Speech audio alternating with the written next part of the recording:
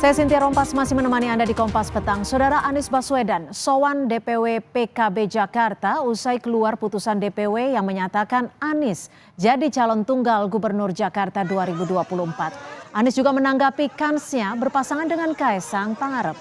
Anies menyatakan menerima amanah DPW PKB Jakarta yang menunjuknya sebagai calon Gubernur Jakarta. Anies berharap dukungan DPW PKB DKI Jakarta akan disusul dengan pembentukan koalisi bersama partai-partai lain. Ditanya apakah mau berpasangan dengan Ketua Umum PSI Kaesang Pangarep di Pilkada Jakarta, Anies bilang prioritasnya membangun koalisi lebih dulu, baru menentukan calon wakil gubernur. Oke, cukup. Baik. Ini adalah menyambut keputusan yang telah dibuat oleh PKB dan diumumkan kemarin. Kami sampaikan bahwa ini adalah sebuah kepercayaan, ini adalah sebuah amanah, dan kami sampaikan rasa terima kasih, rasa hormat. Tapi Pak Anies mau nggak kalau dipasangin sama Kaesang? Sekarang ini kita memikirkan bagaimana agar tidak PKB sendirian, tetapi bisa bersama-sama dengan partai yang lain. Karena tidak mungkin bisa mengusung sendirian, bukan? Jadi urutannya itu dulu. Setelah urutannya itu sudah selesai, baru kita berbicara tentang pasangannya. Wakil Presiden terpilih Gibran Rakabuming Raka turut menanggapi wacana menduetkan Anies Baswedan dan Kaesang Pangarep di Pilkada Jakarta 2024. Gibran bilang bagus dan mendoakan semua pihak yang akan berkontestasi di pemilihan Gubernur Jakarta.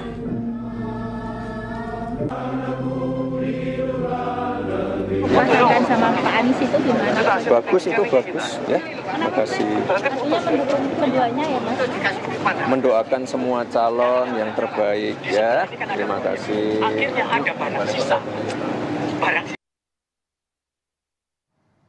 Wakil Ketua Umum Partai Gerindra, Habibur Rahman merespon kabar Anies Baswedan mendapat dukungan DPW PKB Jakarta untuk maju Pilkada Jakarta. Habibur Rahman bilang ia menghormati keputusan setiap partai. Ia meyakini kalau Anies duet dengan Basuki Cahayapurnama atau Ahok sekalipun akan kalah dengan penantang baru. Seperti nama Ridwan Kamil yang direkomendasikan Partai Gerindra. Justru ya kalau Anies maju saya pikir apalagi sekalian duet sama Ahok misalnya ya. Saya pikir selesai ya. Penantangnya insya Allah akan menang kalau kita cari yang benar-benar kuat seperti Pak Ridwan Kamil. Kenapa? Ya, karena rakyat Jakarta ini kan selalu ingin yang baru. Ya. Sehingga kalau ada orang baru, sosok baru menantang Pak Anies besok ini, ya, saya pikir peluangnya besar ya untuk bisa menang. Kira-kira memungkinkan nggak duet Anies dan Kaesang? Ya mungkin aja, ya. Setuju gitu Bang? Ya bukan, memungkinkan. Ya mungkin aja loh, enggak dong.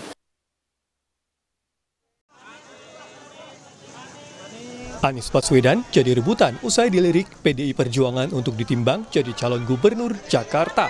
Giliran DPW PKB DKI Jakarta memutuskan mendukung Anies Baswedan sebagai calon tunggal gubernur Jakarta.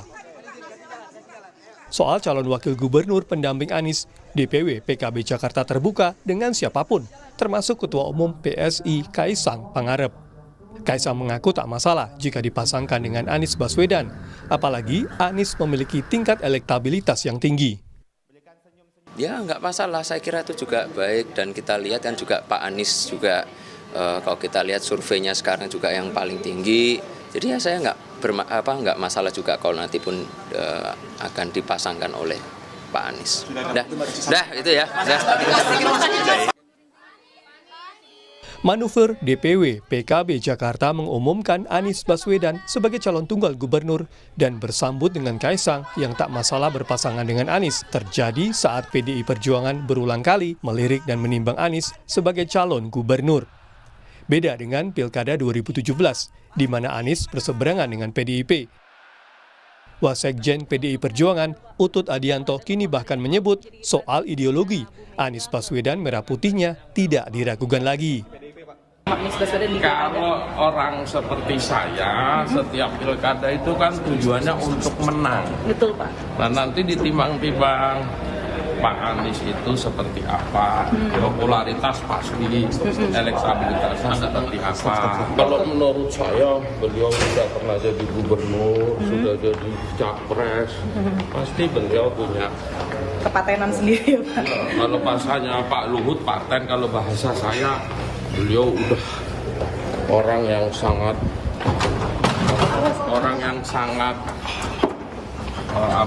sudahlah, merah putihnya nggak diragukan. Selain faktor elektoral, pengamat politik menilai faktor Jokowi dan residu Pilpres akan menjadi pertimbangan PDIP untuk menentukan calon gubernur, termasuk menimbang nama Anies Baswedan.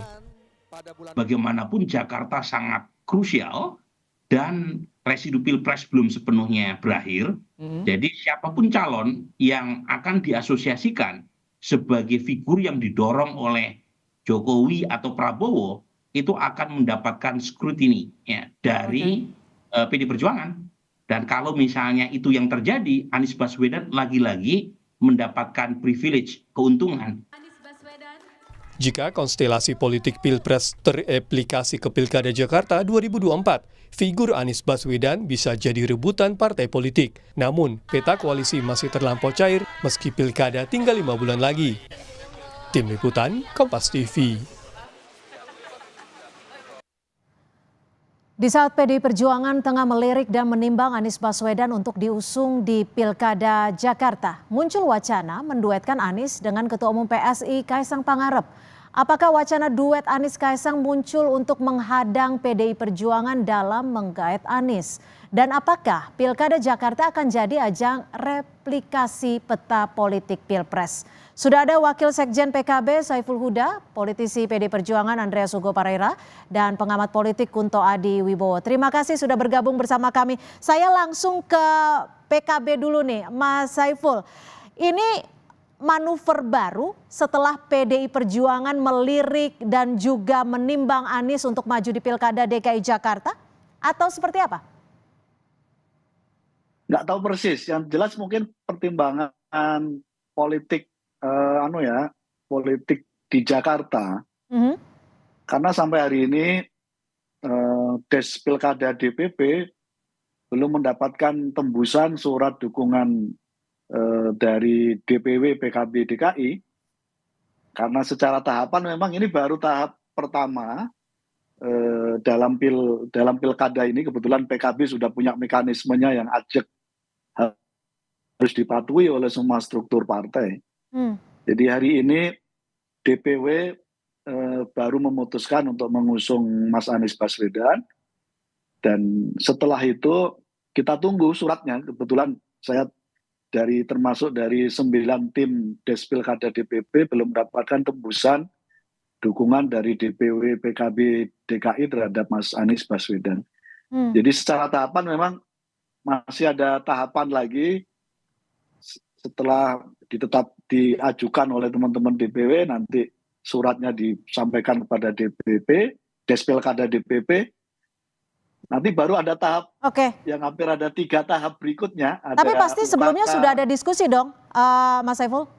Pertimbangannya kah? Belum.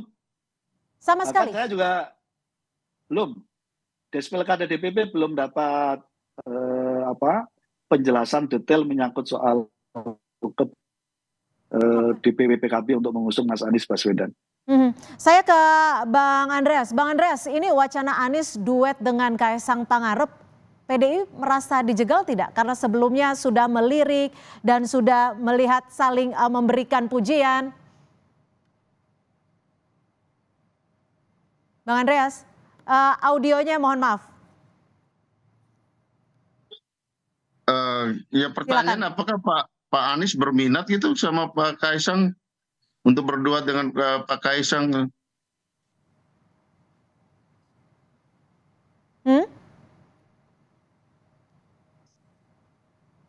Bang Andreas? Halo, ya. Ya, gimana pernyataan Anda? Ya saya nggak tahu, apakah Pak Anies sendiri berminat nggak untuk duet dengan Pak Kaisang? Jadi, tapi dari PDI Perjuangan sendiri seperti apa? Melihat ada pergerakan ataupun manuver dari PKB ini? Ya kalau ya PKB tentu kita menghormati apa yang diusulkan oleh DPW PKB yang ya kami lihat juga di media massa juga dari DPD PDI Perjuangan juga di dalam penjaringan melakukan penjaringan dengan termasuk Pak Anies juga namanya terjaring di DPD PDI Perjuangan karena proses dari pilkada ini ada 2 tahapan. Tahapan pertama adalah tahapan penjaringan oleh DPD untuk provinsi, untuk gubernur, dan di tingkat kabupaten kota itu oleh DPC, yang kemudian nanti diusulkan ke DPP untuk DPP melakukan penyaringan. Dan tahapan sekarang adalah ya sudah selesai dengan tahapan penjaringan dan dikirim ke DPP untuk selanjutnya dilakukan proses penyaringan. Di dalam proses penyaringan tentu kita akan memperhatikan banyak aspek lah, ya tentu. Tapi aspeknya itu lebih berat ke Anies Baswedan kah atau seperti apa, Bang Andreas? Gini, jadi sebelum kita bicara nama, tentu setiap partai yang mencalonkan, mengusung pasangan tertentu akan memperhatikan aspek ya elektabilitasnya. Di situ kan kita perhatikan modal sosial dari si calon tersebut. Tentu dukungan politiknya, dukungan politik itu ya dukungan dari partai-partai untuk menggenapi jumlah minimal 20% dengan partai mana gitu. Kemudian juga tentu ya kita harus tahu bahwa di dalam pilkada ini ya faktor dukungan finansial itu penting gitu, sehingga tapi ya mungkin kalau Pak Anies tidak ada masalah soal itu gitu. Tapi aspek modal sosial, modal politik itu akan menjadi faktor yang penting untuk dipertimbangkan karena kita mau mencalonkan orang yang bisa memimpin dengan baik dan kemudian memenangkan pilkada itu. Oke, saya ke Pak Kunto. Pak Kunto, kalau Anda melihat dari pergerakan PKB ini, Anda membacanya seperti apa? Duet Anies Kaisang ini secara DNA memungkinkan tidak? Atau ini hanya sekedar jalan untuk menjegal PDI Perjuangan? Ya, yang pertama saya apresiasi dengan pergerakannya PKB yang bisa menggocek gitu kan, kalau bahasa anak muda sekarang, punten Kang Saifuddha gitu. Bisa menggocek konstelasi politik di Jakarta yang sampai sekarang adem ayem aja gitu kan.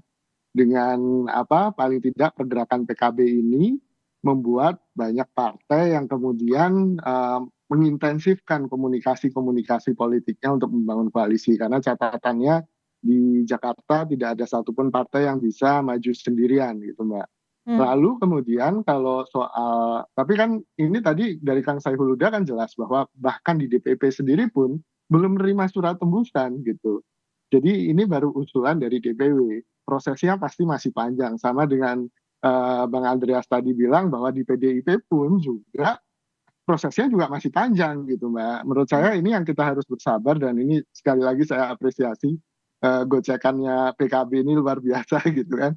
Jadi lebih hangat lagi isu soal pilkada di Jakarta. Apalagi ditambah dengan isu Mas Kaisang gitu kan. Dan di sini kan kita harus cermati bagaimana Mas Kaisang ini meniru cara kakaknya gitu kan, dengan tetap ada di perbincangan politik gitu kan, dengan tetap disebut namanya gitu kan jauh-jauh hari gitu kan.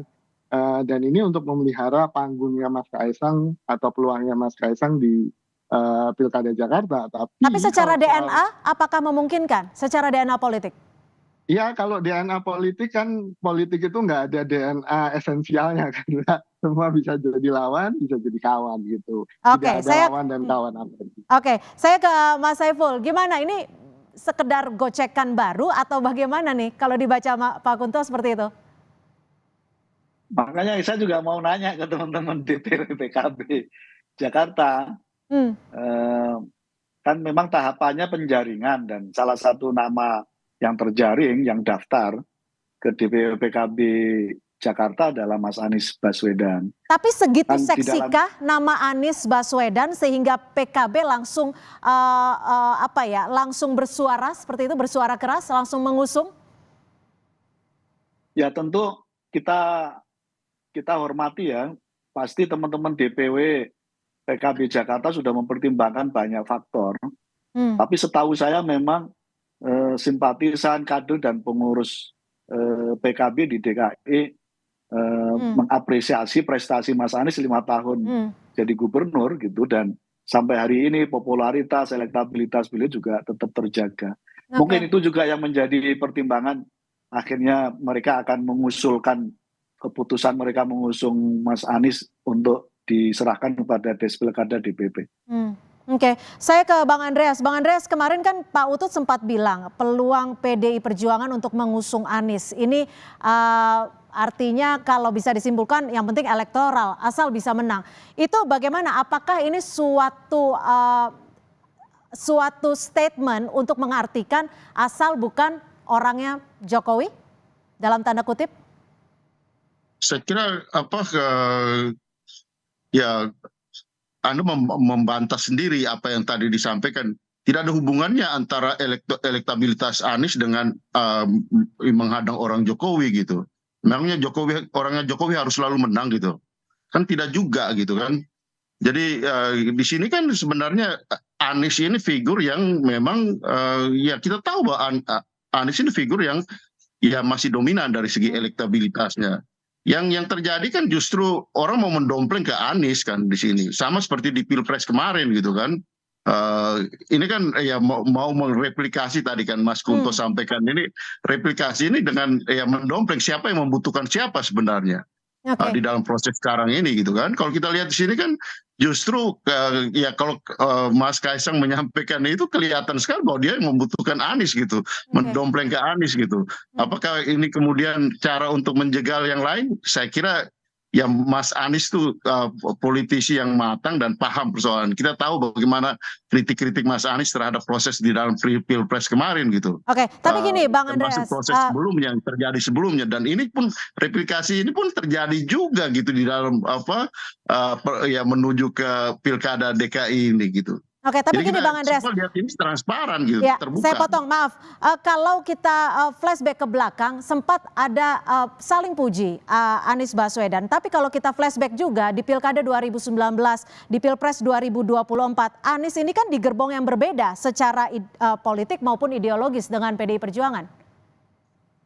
Ya, Pilkada itu kan figur yang kita lihat di sini kan figurnya. Ya tadi kan Anda sendiri yang mengatakan bahwa Mas Utut menyampaikan itu, artinya penilaian terhadap figur itu ya di sini antara Pak Anies dengan dukungan yang diberikan kepada Pak Anies pada tahun 2019 dengan situasi yang kita semua sudah tahu bahwa ada ya di situ sangat dominan yang namanya politik identitas dan yang lain-lain yang berkembang pada saat itu. Ya alhamdulillah, puji Tuhan bahwa sekarang ini kita berharap bahwa itu tidak terjadi lagi yang namanya politisasi politik identitas itu gitu. Dan di sini ya dengan menampilkan cara berpolitik yang ya lebih elegan dengan menempatkan perform politik, kinerja politik. Ya saya kira di sini membuktikan bahwa ya Pak Anies bisa diterima oleh yang lain juga gitu. Baik. Termasuk di sini DPD PDI Perjuangan ikut mengusulkan Pak Anies. Baik, saya ke Pak Kunto. Pak Kunto, kalau Anda melihatnya Pilkada 2024 ini akan mereplikasi Pilpres kemarin tidak? Dan Pak Kunto? Ya, maaf. Ada peluang besar untuk mereplikasi itu, Mbak. Dalam artian posisinya kan sedang berhadapan-hadapan nih.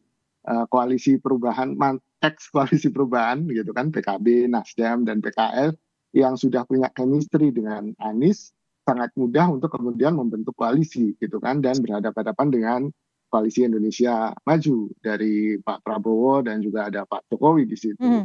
Dan PDIP mungkin bisa memilih nih antara keduanya, atau skenario yang lainnya kan juga mungkin. PKB mungkin sama PDIP mumpung ada dua petingginya di sini kan, nanti habis ini ngobrol gitu kan. Atau sangat mungkin PKS dan Nasdem sendirian gitu kan, karena mereka juga punya nama-nama yang lain. Sehingga ini skenarionya masih banyak Mbak yang mungkin terjadi gitu. Kalau ditanya seberapa mungkin, ya kemungkinan besar lebih mudah untuk mereplikasi. Tapi saya setuju dengan Bang Andreas, ada hitung-hitungan modal sosial, modal politik, dan modal finansial. Nah mungkin tiga itu yang kemudian harus dibicarakan antar partai nih. Membentuk koalisi kan tidak semudah itu pasti, apalagi untuk daerah yang sebesar Jakarta ini. Baik, terima kasih Pak Kunto Adiwibowo, pengamat politik, dan juga Bang Andreas Hugo Parera, serta Mas Saiful Huda sudah bergabung bersama kami di Kompas Petang. Selamat sore. Selamat.